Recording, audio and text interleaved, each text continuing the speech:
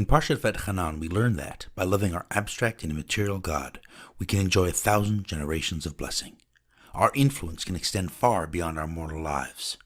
But loving an abstract and immaterial God is hard. What can we hold on to? What can we fashion ourselves after? How can we engage with the intangible? This reading, Eikev, teaches us what we need to know to overcome these challenges. The reading opens by reminding us of the tremendous power of God's love.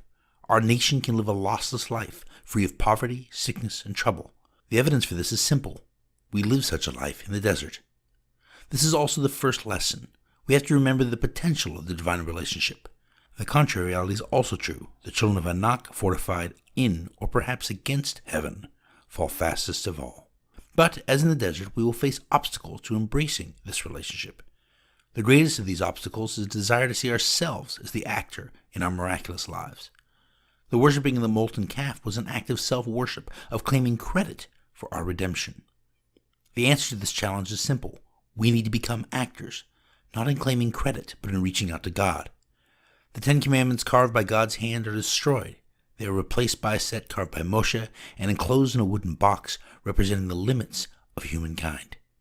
This is the second lesson. We must become the actors, not in taking credit for our redemption, but in reaching out to God.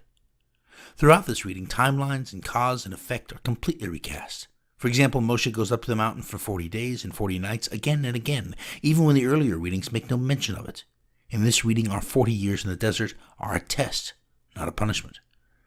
This leads to the third lesson. We imagine we can understand cause and effect, but in reality, everything flows through Hashem. This is reinforced by the irrigation of the land. In Egypt, you can water with your foot, with your will. But in the land of Israel, everything depends on the will of God.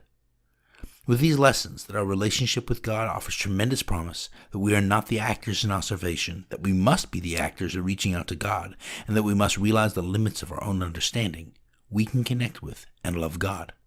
We can circumcise our hearts, removing the barrier between our actions and divine inspiration. The reading concludes with the methods of locking in this reality. Through tefillin, we connect our hearts and our souls to these lessons. Through the mezuzah, we dedicate our future to the divine, just as our forebears did with the Paschal Lamb and as Abraham did with Yitzchak. Through all of this, we can learn that a life of blessing is born not of the direct path in which we seek those blessings, but through the immaterial and abstract relationship with God. Like love, honor, and happiness, the greatest blessings are always realized indirectly. This reading shows us that the potential of the Jewish people is no different. Shabbat Shalom.